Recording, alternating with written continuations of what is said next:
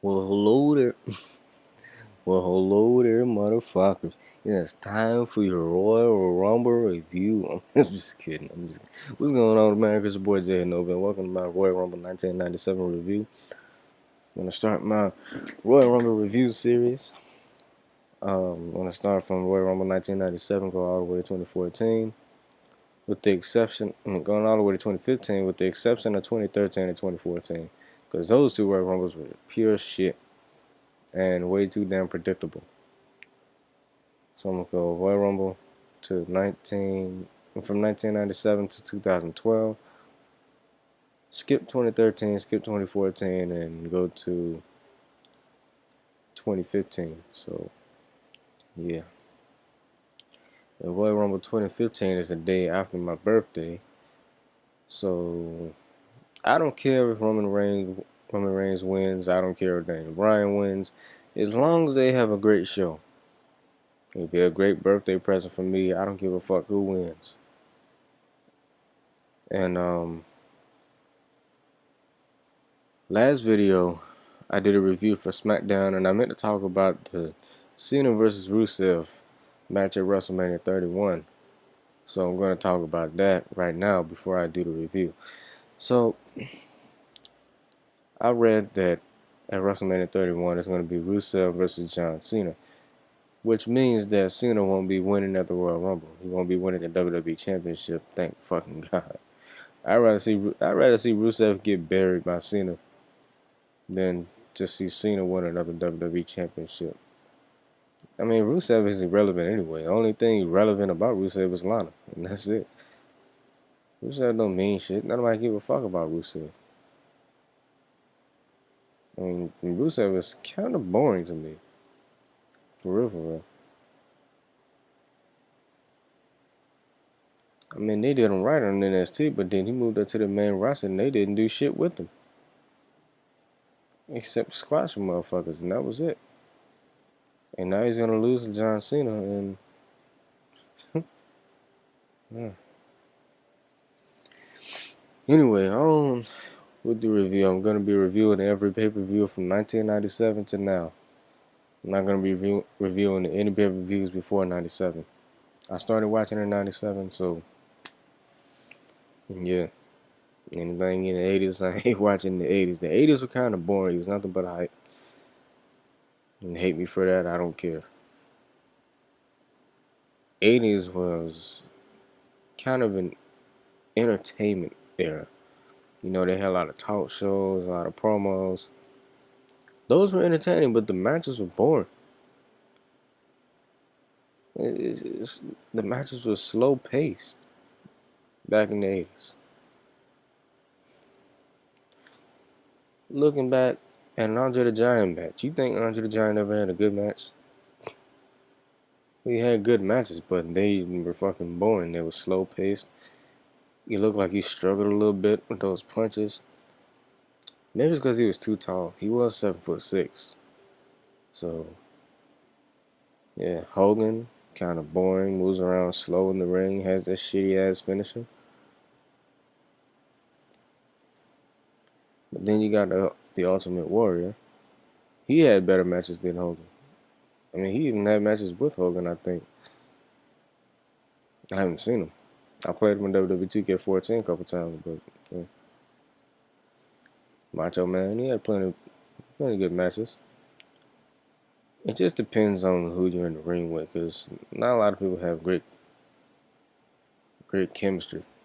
I mean, Hogan and Andre, they made a big deal out of that match, but I watched the match and it was boring. I'm sorry, it was boring. Fucking boring. When the match what was it, a 20-minute, 30-minute match? Nah, matches didn't go that long back in the day. I think about a 15, 20-minute match. Might have been shorter than that.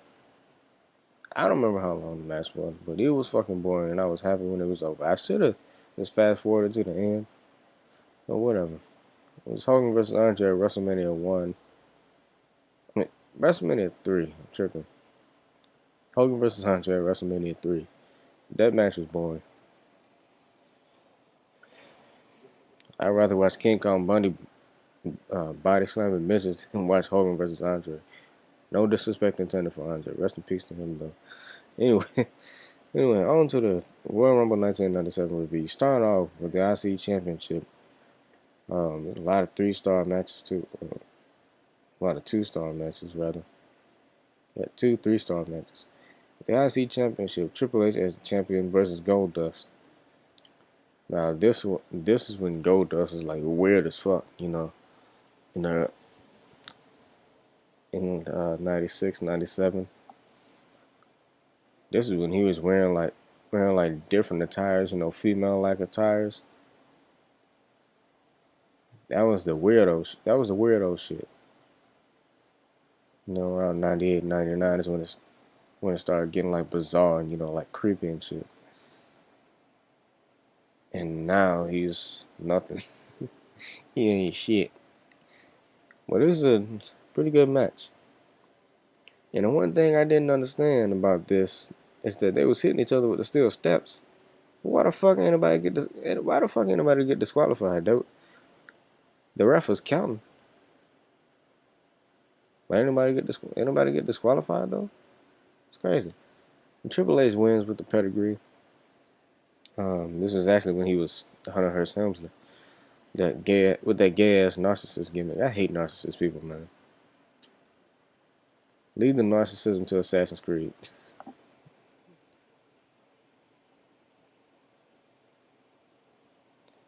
Damn, I hate narcissism. Next you got Farouk versus Ahmed Johnson. Nice to see 2 niggas fighting. Ahmed Johnson wins via DQ. This would have been a 3-star match if it didn't end in DQ, but I really didn't give a shit. I gave this 2.5 stars. Reason why is because it was a little slow paced Farouk was bitching out a little bit. So yeah, 2.5 stars.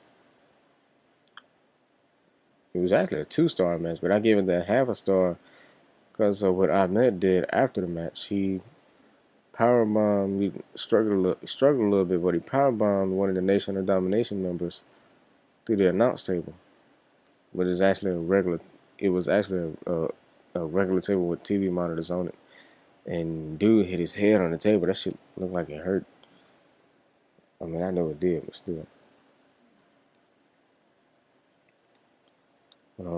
But at this time, the Nation of Domination was just Farouk and Crush and some random black motherfuckers in the suit. This is before The Rock and D'Lo Brown and The Godfather and everybody else joined Nation of Domination. I don't think they joined until 1998. So yeah. Next you got Vader versus Undertaker. Decent match. Slow paced at first and then it picked up. Vader wins. I accidentally put the rating in the winner spot. I meant to put Vader. But Vader wins via screw job. Paul Bearer came out with the hold on.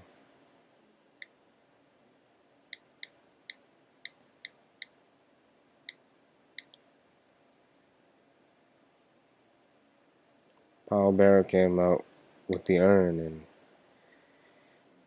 he hit Undertaker in the face with it.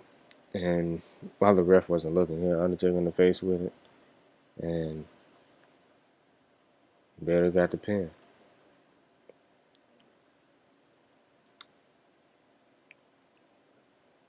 Next you got a AAA match.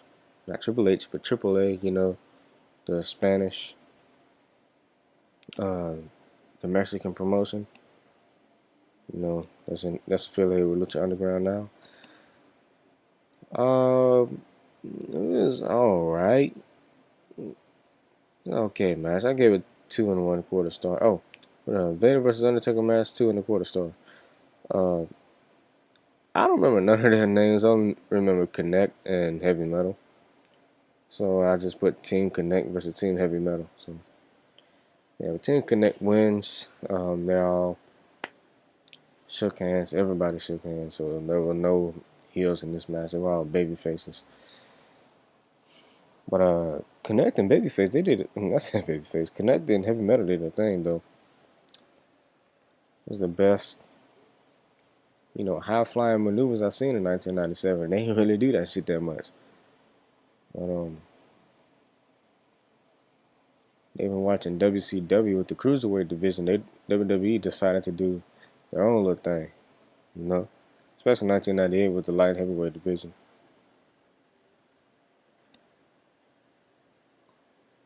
Next, you got the first main event match. You got the Royal Rumble match. Stone Cold wins his first Royal Rumble. I didn't rate this match, but there's really nothing else to say. Just Stone Cold win the match. Then you got the WWF Championship match. Shawn Michaels versus Psycho Sid. Shawn Michaels wins. And I gave this 3 stars. Really nothing else to say. Shawn Michaels got the win over Psycho Sid with the sweet chin music. I gave this 3 stars. There's a lot of sloppy wrestling. I gotta say, a lot of sloppy wrestling. A couple botches. But it was overall a decent show. I gave this a 7 out of 10. So, yeah. That's it for this review. I'm getting ready to watch Royal Rumble 1998. So, yeah. WWE Network is a beautiful thing. And one thing I don't understand about some people is that a lot of people complain, I'm in this group on Facebook called DMV Wrestling Fans. And a lot of these motherfuckers in the group is complaining. They keep saying that if Cena, because at the Royal Rumble 2015 on the 25th, it's Cena versus Brock Lesnar versus Seth Rollins in a triple threat match for the WWE Championship. And people in the group were saying, if Cena wins, I'm canceling my WWE Network subscription. What the fuck is the point of canceling the WWE Network subscription? You can just watch the old shit, have a little bit of nostalgia. Ain't no point in canceling the network.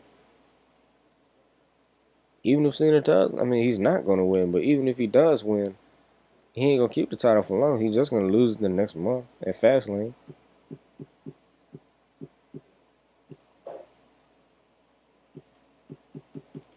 So there's really nothing to worry about. But then again, there is. Because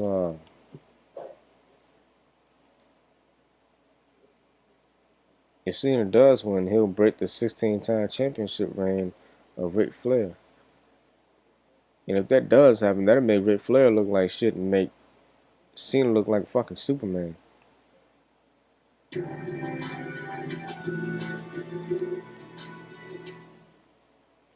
I do not want to see that happen. I'd rather see Cena. I'd rather see Cena beltless at WrestleMania, facing Rusev.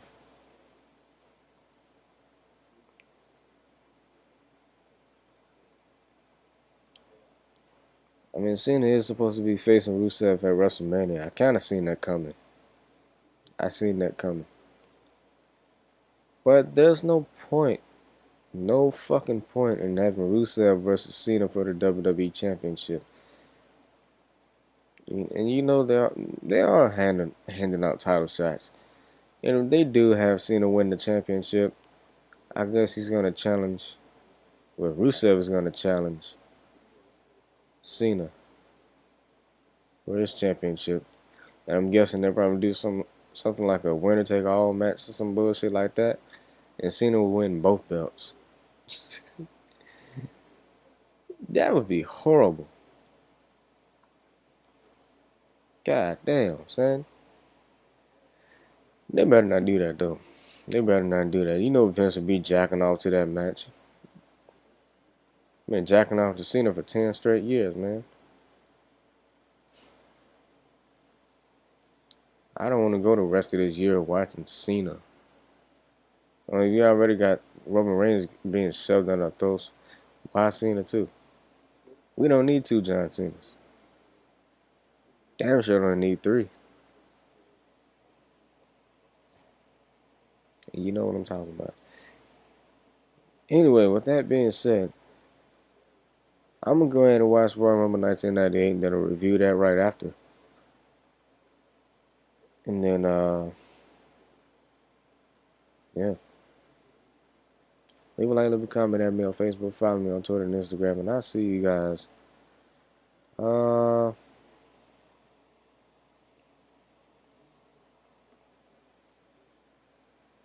See y'all around about 2, maybe. Alright, peace out.